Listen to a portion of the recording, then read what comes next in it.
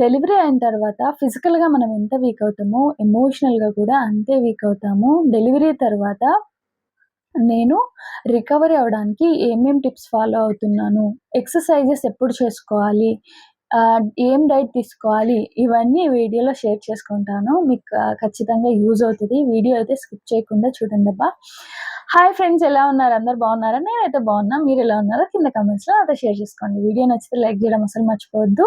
Me friends and ఫ్యామిలీతో కూడా share చేసుకోండి. కొత్త వాళ్ళు ఎవరైనా మన ఛానల్ చూస్తుంటే ప్రీవియస్ వీడియోస్ కూడా చూసి నచ్చితేనే సబ్స్క్రైబ్ చేసి సపోర్ట్ చేయండి. సో, డెలివరీ తర్వాత మనము ఫిజికల్‌గా బాగా వీక్ అయిపోయి ఉంటామండి. సో, నార్మల్ డెలివరీకైనా, సి సెక్షన్‌కైనా స్టిచెస్ అనేది కామన్. అట్లనే బ్యాక్ పెయిన్, వీటన్నిటి నుంచి మనం ఎట్లా రికవర్ అవ్వాలంటే, ఫస్ట్‌దైతే స్టిచెస్. సో, హార్డ్ బ్యాగ్స్ అని కొన్నొస్తాయి. దాన్ని స్టిచెస్ దగ్గర పెట్టుకోండి. కొంచెం రిలీఫ్‌గా ఉంటది.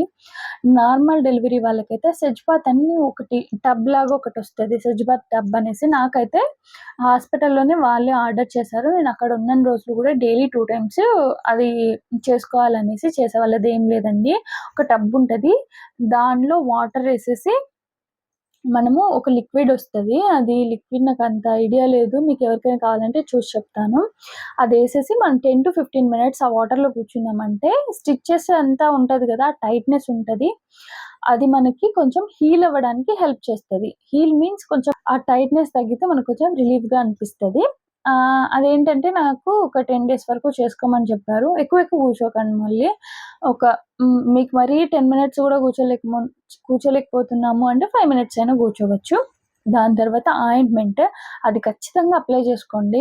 నేను మా బేబీకి కొంచెము జాండీస్ ఉంది అన్నాను కదా! అది అందరికీ ఉంటది, కామన్ అంట. కానీ నేను కొంచెం ఎక్కువ స్ట్రెస్ తీసేసుకొని వాడి మీద కేర్ ఎక్కువ తీసుకొని, నా మీద కేర్ తక్కువైపోవడం వల్ల నాకు స్టిచెస్ తగ్గడానికి కొంచెం టైం పట్టింది. సో, మీరట్లా గాకుండా మీ గురించి గూడా కొంచెం కేర్ తీసుకోండి. మనం బావుంటేనే మన బేబీస్‌ని ఇంకా బాగా చూసుకోగలుగుతాము.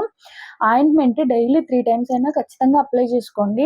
3 టైమ్స్ మీకు కుదరట్లేదంటే అట్‌లీస్ట్ 2 టైమ్స్ అయినా అప్లై చేసుకోండి. కొంచెం త్వరగా హీల్ అవుతారు. ఎవ్వరికైనా కూడా స్టిచెస్ తగ్గిపోయాయి అంటే వాళ్ళు రికవర్ అయినట్టు కాదండి. రికవర్ అవ్వడానికి కొంచెం టైం పడుతుంది. డియర్ ఫ్యామిలీ మెంబర్స్, కొంచెం వాళ్ళని మీ ఇంట్లో మీ కూతురైనా, కోడలైనా, వైఫ్ అయినా, సిస్టర్ అయినా కొంచెం కేర్ చూపించండి. వాళ్ళు అంటే చెప్పాను గదండీ! స్టిచెస్ మానిపోయినంత మాత్రాన తొందరగా కంప్లీట్‌గా హీల్ అయిపోయినట్టు గాదు. మీ లవ్ అండ్ సపోర్ట్ వాళ్ళకి ఇంకొంచెం హెల్ప్ చేస్తది త్వరగా హీల్ అవ్వడానికి. ఇంకా మనకి నెక్స్ట్ వెంటనే మనం ఫేస్ చేసే ఫస్ట్ ప్రాబ్లమ్ డెలివరీ అయిన తర్వాత ఏంటంటే కాన్‌స్టిపేషన్. సో, నాకైతే డెలివరీ అయిన తర్వాత ఒక 6 అవర్స్‌కే నేను వాష్‌రూమ్‌కెళ్ళాను. ఆహ్, దాని తర్వాత, ఒక 3 డేస్ కొంచెం ప్రాబ్లమ్ అయింది నాకు.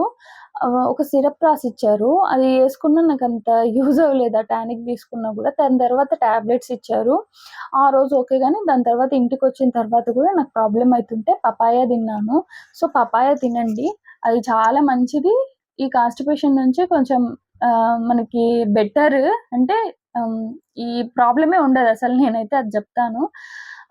ఫస్ట్ మేబీ ఇప్పుడు తిన్న వెంటనే ఆ డేనే మీకీ ఆహ్, రిజల్ట్ రాకపోవచ్చు కానీ, ఒక 2 డేస్ తిన్నారంటే నెక్స్ట్ డే నుంచి మీకు ఆ ప్రాబ్లమే ఉండదు. మనకి నార్మల్ డెలివరీ అప్పుడు స్టిచెస్ ఉంటాయి కాబట్టి, ఆ స్టిచెస్ ఉన్నాయన్న భయంతో మనకి ఇంకొంచెం మోషన్ ప్రాబ్లమ్ అయితది. సో, పపాయ తినండి. ఇంట్లో పపాయ తినడం వల్ల బ్లీడింగ్ ఎక్కువవుతుందని చెప్తే ఇది అవ్వకండి, టెన్షన్ అవ్వకండి. ఆఫ్‌కోర్స్ బ్లీడింగ్ ఎట్లైనా అవ్వాల్సిందే మనకు. ఇంకా మీకు ఈ ప్రాబ్లమ్ గూడా ఉందనుకో, కాన్‌స్టిపేషన్ వస్తే చాలా కష్టము స్టిచెస్ ఉన్నప్పుడు. సో, పపాయ తినండి. నేనైతే ఇది ఫాలో అయ్యాను. నాకు పపాయ చాలా హెల్ప్ అయింది. అందుకనే మీకు చెప్తున్నాను. మీలో ఎవరైనా కూడా ఇట్లా ఈ ప్రాబ్లమ్ ఫేస్ చేస్తుంటే పపాయ తినండబ్బా! నాకొక టానిక్ గూడా ఇచ్చారు గానీ, చెప్పాను గదా! దాని నుంచి అంత రిజల్ట్ ఏం లేదు. ఒకవేళ మీకు కావాలంటే నేను ఆ నేమ్ గూడా ఇస్తాను, నాకు డాక్టర్ ఏదిచ్చింది అనేసి.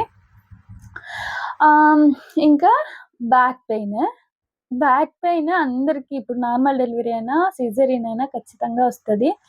అప్పుడు మనము బెల్ట్ ఏసుకున్నామనుకోండి, మనకి ఫీడింగ్ ఇవ్వడానికైనా పిల్లలకి చాలా హెల్ప్ అవుతదది. అంటే మనం ఇట్లా లేచినప్పుడు, కూర్చున్నప్పుడు కొంచెం బ్యాక్ సపోర్ట్ వచ్చిందనుకోండి, కొంచెం బెటర్ ఫీలింగ్ వస్తది. నాకు డాక్టర్ చెప్పిందేంటంటే, బెల్ట్ వల్ల గానీ, నడుము కట్టు వల్ల గానీ పొట్టయితే తగ్గదు. కానీ మీకు సపోర్టివ్‌గా ఉంటది. ఇట్లా కూర్చున్నప్పుడు, లేచినప్పుడు అది సపోర్ట్ జేస్తది. దానికోసం ఏసుకోండి. కానీ పొట్ట మాత్రం తగ్గదనైతే చెప్పారు. మరి అది నిజమో అబద్ధమో ఇంక మన ఇంట్లో వాళ్ళైతే నడుము కట్టు వల్ల మనకి ఈ పొట్ట బాగా తగ్గిపోతది. ఒక 3 మంత్స్ వాడితే అని చెప్తారు. డాక్టర్‌ని నేనడిగితే అయితే అట్లా చెప్పారు మరి. సో, మీలో ఎవరైనా బెల్ట్ యూజ్ చేయలేమంటే నడుము కట్టు మన ఇంట్లో వాళ్ళు కడతారు కదా! అది కూడా చాలా బెటరే. అది గూడా కట్టుకోండి. అది గూడా హెల్ప్ జేస్తది మనకి. కొంచెము సపోర్ట్‌గుంటది. నడవడానికైనా, కూర్చోడానికైనా. ఇంక నన్ను ఒక సిస్టర్ అడిగారు. "అక్క మీరు డెలివరీ అయిన తర్వాత ఎప్పుడు నడిచారు?" అనేసి. డెలివరీ అయిన తర్వాత మనం ఫస్టు వాష్‌రూమ్‌కెళ్ళాలి. యూరిన్ పాస్ చేసిన తర్వాత మనల్ని రూమ్‌కి షిఫ్ట్ చేస్తారు. సో, నాకు కొంచెం వాటర్ ఎక్కువ తాగమని చెప్పారు. బేబీ పుట్టిన తర్వాత ఒక 1 అవర్, 1 ½ అవర్ తర్వాత అనుకుంటా 1 అవర్ అనుకుంటా. వాడు నాకు ఫీడింగ్ ఇయ్యమని చెప్తే ఫీడింగ్ ఇచ్చాను. దాని తర్వాత వాష్‌రూమ్‌కెళ్ళాను. దాని తర్వాత రూమ్‌కి షిఫ్ట్ చేశారు. డాక్టర్ నాకు చెప్పిందేంటంటే, మీరు ఇట్లనే కూర్చుంటే పేషెంట్ లాగే ఉంటారు.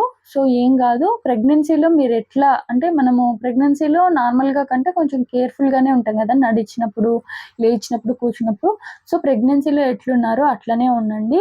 మరీ పేషెంట్ లాగా బెడ్ రెస్ట్ తీసుకుంటే కష్టమైతది అని జెప్పారు. సో, నేనైతే ఇంకా సేమ్ డేనే నడవడము, బాబుని ఎత్తుకోవడము, కొంచెం వాక్ చేస్తేనే నాకు కొంచెం మంచిగా అనిపిచ్చింది. సో, నేను సేమ్ డేనే కొంచెం నడిచాను. అందరి కేసెస్ ఇట్లనే ఉండవండి. ఒక్కొక్కరి హెల్త్ కండిషన్ ఒక్కోలా ఉంటది. నేనైతే సేమ్ డే నడిచాను. కొంతమంది నడవలేకపోవచ్చు. సో, ఆవిడ నడిచారు గదా! నేనెందుకు నడవలేకపోయానని మీరు మళ్ళీ అదొకటి పెట్టుకోకండి. ఒక్కొక్కరి హెల్త్ కండిషన్ ఒక్కోలా ఉంటది. ఇంకా మనము ఫిజికల్‌గా హీల్ అవ్వడానికి మెయిన్‌గా మనకి ఫుడ్డే హెల్ప్ జేస్తది. మంచి ప్రోటీన్ ఫుడ్ తీసుకోండి. పాలు, పెరుగు, చికెన్, ఎగ్స్, వెజిటబుల్స్, ఆకుకూరలు, అట్లనే బాదాము, జీడిపప్పు ఆహ్, ఏంటిది డేట్స్ ఇవి మాత్రం కొంచెం తక్కువ తక్కువ తీసుకోండి. డైజెషన్ కొంచెం ప్రాబ్లమ్ అవుతది కాబట్టి. ఇంకా డైట్ గూడా ఒక్కొక్కరికి ఒక్కోలా ఉంటది హెల్త్. ఇందాక చెప్పినట్టు. సో, కొంతమంది ప్రెగ్నెన్సీలో థైరాయిడ్, షుగరు అటాక్ అవుతది. అట్లాంటోళ్ళకి డిఫరెంట్‌గా డైట్ ఉంటది. కానీ ప్రోటీన్ రిచ్ డైటే ఇస్తారు వాళ్ళకి గూడా. సో, ఆ డైట్ ఫాలో అవ్వండబ్బా! ఒక సిస్టర్ నాకు కమెంట్ చేస్తే బాధ అనిపిచ్చింది. టీ బ్రెడ్ మాత్రమే ఇస్తున్నారక్క అనేసి. చాలా బాధ అనిపిచ్చింది. ఆహ్, అసలు ఎట్లా రికవర్ అవుతారండి? ఓన్లీ టీ బ్రెడ్ ఇస్తే మీ ఇంట్లో ఎవరైనా డెలివరీ అయిన వాళ్ళుంటే మరి ఇట్లయితే ఉండకండి. కొంచెం మంచి ఫుడ్ పెట్టండి. అంటే వాళ్ళు పెట్టకూడదు అని ఉండదు గానీ, వాళ్ళు ఒక మూఢనమ్మకంలో ఉంటారు. అట్లాంటి ఫుడ్స్ ఉంటే స్టిచెస్ త్వరగా తగ్గిపోవు. ఇంకా వోండ్ ఎక్కువైపోతది అనేసి. అట్లేం గాదు. ఫిజికల్‌గా హీల్ అవ్వాలంటే మంచి ఫుడ్స్ తీసుకోవాలిప్పుడు. ఆహ్, ఇంకా మెంటల్‌గా, ఎమోషనల్‌గా మనం ఎంత డిస్టర్బ్ అవుతామంటే, ఫస్ట్ హాస్పిటల్ నుంచి వచ్చిన తర్వాత మనకి ఎన్విరాన్మెంట్ అంతా చేంజ్ అయిపోతది ఇంట్లో. మనం ఉండే ఇల్లు అయినా గూడా హాస్పిటల్ నుంచి వచ్చిన తర్వాత ఘోరంగా మూడ్ స్వింగ్స్. నాకైతే ఎట్లొచ్చాయంటే సడెన్‌గా ఏడుపొస్తది, సడెన్‌గా బాధైతది, సడెన్‌గా నవ్వొస్తది. ఫస్ట్ 1 వీకు మా అమ్మ, అక్క, మా ఆయన, నా ఫ్రెండ్ అందరున్నారు నా చుట్టూ. వాళ్ళున్నా గూడా సడెన్‌గా మంచి హ్యాపీగా ఉండేదాన్ని సడెన్‌గా డల్‌గా అయిపోతాను. సడెన్‌గా బాధొచ్చేస్తది. ఘోరంగా ఏడుపొస్తది. బాగా ఏడవాలనిపిస్తది.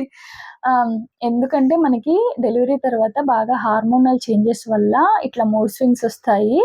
ఆహ్, సో, కొంచెము ఫ్యామిలీ సపోర్ట్ ఉంటే ఇది కొంచెం ఏం గాదట్లా. సో, మీకు గూడా అట్లా అనిపిచ్చిందనుకో మీ ఫ్రెండ్స్‌తో, మీ మమ్మీతో, మీ హస్బెండ్‌తో ఖచ్చితంగా షేర్ జేసుకోండి. మీకు కొంచెం బెటర్ ఫీలింగ్ ఒస్తది. ఆహ్, నాకైతే మరీ ఘోరం లేండసలు. అంటే ఇవి వెంటనే పోతాయంటే వెంటనే ఏం పోవండి. 2, 3 రోజుల్లోనో, ఒక వారంలోనో ఏం పోవు. కొంచెం తగ్గుతాయి ఫ్యామిలీ సపోర్ట్ వల్ల. కానీ ఇప్పుడు గూడా నాకు ఆ మూడ్ స్వింగ్స్ ఉంటాయి. ఆహ్, డే అంతా మంచిగున్న ఈవినింగ్ వరకు ఏదో మూడ్ ఔట్ అయిపోతది. రీజనే ఉండదసలు. కానీ ఇవన్నీ మన బేబీని చూసినప్పుడు అవన్నీ పోతాయి. ఆహ్, కానీ స్టిల్ ఉంటాయి. మూడ్ స్వింగ్స్ ఖచ్చితంగా ఉంటాయి. అంత తొందరగా పోవు కానీ ఫస్ట్‌లో ఒక ఫ్యూ వీక్స్ చాలా అంటే చాలా ఎక్కువుంటాయి. ఇంకా ఫస్ట్ 3 వీక్స్ అయితే ఇంక మరీ ఘోరంగా ఉంటాయి. మీరు ఒకవేళ మీ వైఫ్ అట్లా కొంచెం ఏమన్నా ఏడుస్తున్నా, లేదు బాధపడుతున్నా అట్లా ఏమన్నా చేస్తే కొంచెం మంచిగా సపోర్ట్ చేయండబ్బా! మా ఆయనైతే నాకు మంచి సపోర్ట్ చేశారు. మా ఆయనైనా, మా అమ్మ అయినా. సో, నాకు కొంచెం త్వరగా ఆహ్, త్వర కొంచెం టైం అంత ఎక్కువ తీసుకోలేదు. మంచిగనే హీల్ అయిపోయాను. అంటే కంప్లీట్‌గా చెప్పాను గదా! కంప్లీట్‌గా అయితే అవ్వము. అది ఇంకా ఉంటది. కానీ ఫ్యామిలీ సపోర్ట్ వల్ల బెటర్ ఫీలింగ్ ఒస్తది. ఇంకొకటేంటంటే ఎక్సర్‌సైజెస్. సో, ఎక్సర్‌సైజెస్ మనము డెలివరీ అయిన తర్వాత మనం షేప్ ఔట్ అయిపోతాం. పొట్టొచ్చేస్తది. ఇంకా మనకేమనిపిస్తది, అర్రే! నేనేంటి ఇట్లా అయిపోయాను అనిపిస్తది. ఇమ్మీడియేట్‌గా అనిపియకపోవచ్చు గానీ, ఫ్యూ వీక్స్ తర్వాత సో, దానికోసం మీరు ఇమ్మీడియేట్‌గా ఎక్సర్‌సైజులు, డైట్‌లు, యోగాలు ఇట్లంతా చేసేయకండి. మనం ఫిజికల్‌గా హీల్ అవ్వాలి. ఫిజికల్‌గా హీల్ అయిన తర్వాత ఎక్సర్‌సైజెస్ చేయాలి. నాకైతే మా గైనకాలజిస్ట్ ఏప్రిల్ అంటే 3 మంత్స్, థర్డ్ మంత్‌లో వచ్చిన తర్వాత ఎక్సర్‌సైజెస్ చేసుకోమన్నారు. ఎక్సర్‌సైజెస్ చేసుకోవచ్చు గదని ఓ జిమ్‌కెళ్ళిపోకండి. మెల్లమెల్లగా వాక్ చేయడము ఇట్లా. వ మనకి అది అక్కడే వాళ్ళే నాకొక చార్ట్ ఇచ్చారు. అది నేను వెతికాను ఇప్పుడు మీకు చూపిద్దామని గాని కనిపియలేదు. నెక్స్ట్ వీడియోలో ఆ ఫోటోస్ యాడ్ జేయడానికి ట్రై చేస్తాను నాకేమేం జేసుకోవాలని చెప్పారనేసి. సో, మెల్లమెల్లగా ఎక్సర్‌సైజులు జేసుకోండి. వెంటనే ఎక్కువ మనం ఫిట్‌గా అయిపోవాలని చూడకండి. అండ్ డైట్ ఫాలో అవ్వకండి. డైట్ ఫాలో అవ్వడం అంటే హెల్తీ ఫుడ్ మనం ఇప్పుడు ఏం తీసుకోవాలో అది తీసుకోండి. డెలివరీ అయిన తర్వాత ఫీడింగ్ ఇస్తాం గాబట్టి మంచి ఫుడ్ తీసుకోవాలి, బాగా తినాలి, బాడీ గూడా హీల్ అవ్వాలి. కానీ సన్నబడాలని, ఫిట్‌గా అవ్వాలని ఆ డైట్ తీసుకోకండి. మళ్ళీ మిల్క్ ప్రొడక్షన్ తక్కువైపోతది. బేబీస్ సఫర్ అవుతారు. మనం గూడా సఫర్ అవుతాం. ఆహ్, అదండి. సో, మీలో కూడా న్యూ మామ్స్ చాలా మందుంటారు. మీరు ఏమేం ప్రాబ్లమ్స్ ఫేస్ చేశారు? ఈ పోస్ట్‌పార్టమ్ రికవరీకి మీరేమేం టిప్స్ ఫాలో అయ్యారు? మీకెలా హెల్ప్ అయ్యాయి? అవన్నీ కొంచెం కింద కమెంట్స్‌లో షేర్ చేశారనుకోండి, నాతో పాటు ఇంకొంతమంది న్యూ మామ్స్‌కి గూడా హెల్ప్ అవుతాయవి. మీకీ వీడియో నచ్చిందనే అనుకుంటున్నాను. ఒకవేళ మీకు యూజ్ అయిందనిపించినా గూడా నాకు కింద కమెంట్ జేయండి. నాకు చాలా హ్యాపీగా అనిపిస్తది. ఇంకా నెక్స్ట్ ఏం వీడియో చేయాలో కూడా మీరు నన్ను కింద కమెంట్ చేసి అడిగితే నేను దాని గురించి తెలుసుకొని మరి ఆ కంటెంట్ కొంచెం చూసి మీకు వీడియోలో పోస్ట్ చేస్తాను. ఈ వీడియో ఇక్కడి వరకు మీరు చూసారంటే మీకు నచ్చే ఉంటది. లైక్ జేయడం అస్సలు మర్చిపోవద్దు. ఇంకేమైనా మన ఛానల్‌ని సబ్స్క్రైబ్ చేసుకోకుంటే సబ్స్క్రైబ్ చేసుకొని ప్రీవియస్ వీడియోస్ గూడా వాచ్ చేసి నన్ను కొంచెం సపోర్ట్ చేయండి. Thank you so much for watching. Next వీడియోలో మళ్ళీ కలుద్దాం. బాయ్ మరి.